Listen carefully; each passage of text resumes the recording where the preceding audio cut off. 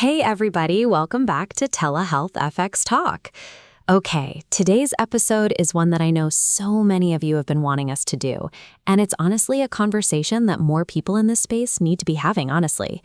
We're talking about what actually happens when you stop taking a GLP-1 medication. The rebound effect, the weight regain, the return of food noise, all of it. We're not going to sugarcoat it, but we're also going to give you a real plan for how to handle it.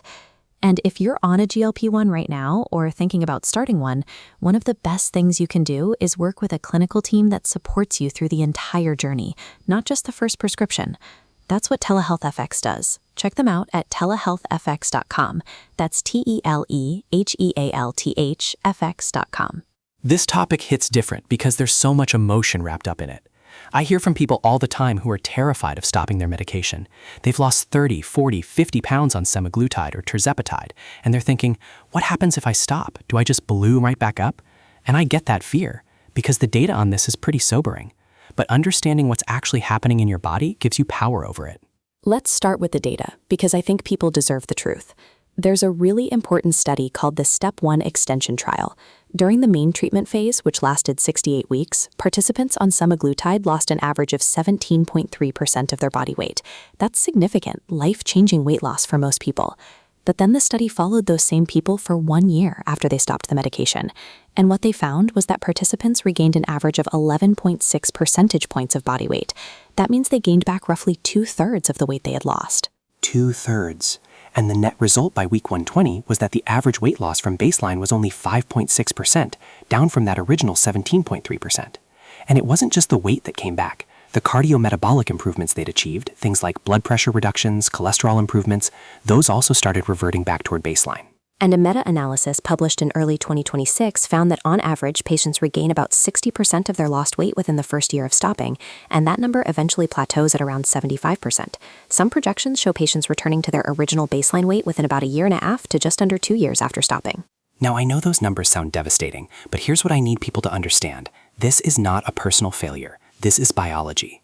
When you take a GLP-1 medication, it's doing some really specific things in your body. It's suppressing your appetite, it's increasing your feelings of fullness, it's dampening the reward response your brain has to food, and it's reducing what people call food noise, that constant mental chatter about what you're going to eat next, when you're going to eat, what sounds good. When you remove the medication, all of those effects reverse. And it can happen fast. Your ghrelin levels, that's your hunger hormone, they rebound. Sometimes they come back even stronger than they were before you started the medication. The satiety signaling drops, the food noise comes roaring back, and your body's metabolic set point, which is basically where your body thinks it should be in terms of weight, it starts actively working to get you back there. Your body is literally fighting to regain the weight. Which is why the medical community is increasingly looking at obesity the same way they look at conditions like high blood pressure or type 2 diabetes. It's a chronic condition. You wouldn't stop taking blood pressure medication because your blood pressure went down and then be surprised when it went back up. And that's essentially what's happening here with weight. That's such a good analogy. Now, there's one more thing I want to flag that doesn't get enough attention, and that's what happens to your body composition when you regain weight after being on a GLP-1. Researchers are raising concerns about something called sarcopenic obesity. When you're losing weight on a GLP-1, you lose some muscle along with the fat. We talked about this in a previous episode. But here's the problem. When you regain the weight after stopping, the weight that comes back is disproportionately fat, not muscle. So you can end up with a worse body composition than when you started. More fat, less muscle. That's actually more metabolically dangerous. That is a really important point that most people are not aware of, which is why everything we're about to talk about in terms of a maintenance plan is so critical, because the goal isn't just to prevent weight regain, it's to protect your body composition if regain does happen. So let's talk about the playbook, because even though the data on weight regain is real, it is not inevitable if you have a plan. And this is where having a proper clinical team matters enormously. Platforms like TelehealthFX don't just hand you a prescription and disappear. They provide one-on-one onboarding, ongoing clinical support, and access to providers who help you build a long-term strategy from day one. They've got semaglutide, tirzepatide, NAD+ therapy, and ceramorelin, and they're licensed in all 50 states with transparent pricing and no hidden membership fees. If you want a team that's actually invested in your long-term success, go to TelehealthFX.com. That's TelehealthFX.com. So strategy number 1, if you and your provider decide it's time to stop, don't stop cold turkey. Work with your clinician on a gradual tapering plan. Slowly reducing the dose gives your appetite hormones time to adjust rather than snapping back all at once. And schedule regular follow-ups during and after the taper so your provider can monitor what's happening and intervene early if needed. Strategy number 2, and this is huge.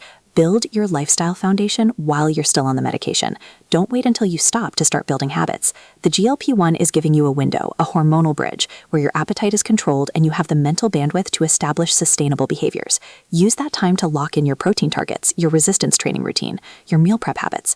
Build the infrastructure now. Strategy 3. Protein and resistance training are non-negotiable, and this is especially important in the context of potential regain. Keep targeting 1.2 to 1.6 grams of protein per kilogram of body weight daily. Keep doing resistance training 2 to 3 times a week. If weight does come back, you want it to come back with muscle, not just fat. That's the difference between healthy regain management and sarcopenic obesity. Strategy 4. Plan for the return of food noise. It's coming back. Accept that now so it doesn't blindside you. Stock your kitchen with high-fiber, high-protein foods. Meal prep so you're not making impulsive decisions when the cravings hit. Eat protein first at every meal. And consider working with a dietitian or therapist who specializes in eating behaviors if the mental component is overwhelming. And strategy 5, set up an early warning system for yourself. Weigh yourself once a week, not daily because that just creates anxiety. Pick a threshold, maybe 5 pounds, and decide in advance that if you cross that line, you're calling your provider. Don't wait until you've regained 20 or 30 pounds. Early intervention is everything. And honestly, for a lot of people, the right answer might be to stay on the medication long-term at a lower maintenance dose, or to transition to a different weight management approach. This is a conversation to have with your provider, not a decision to make based on what you read online. The medical community is increasingly recognizing that for many patients, GLP-1 treatment is a long-term proposition, just like managing any other chronic condition. Absolutely. And I just want to say this directly. If you've stopped a GLP-1 and you've regained weight, you are not a failure. Your body did exactly what biology programmed it to do. The right response isn't shame. It's a better plan, a better support system, and an honest conversation with your clinical team about what comes next. Perfectly said. And if you're ready to work with a team that actually plans for the long term, visit TelehealthFX.com. That's TelehealthFX.com. They offer transparent pricing with no hidden membership fees, 24-hour provider review by real licensed clinicians, 2-day UPS shipping, and one-on-one onboarding that helps you build a plan for today and for the future. That's TelehealthFX.com. And as always, everything on TelehealthFX Talk is for educational purposes only. This is not medical advice. Please consult your healthcare provider before starting, stopping, or changing any medication. Individual results vary, and your provider can help you develop a plan that's right for your specific situation. Thank you for being here. If this episode gave you a better understanding of what the rebound effect really is and how to prepare for it, share it with someone who needs to hear it. We'll see you next time on TelehealthFX Talk.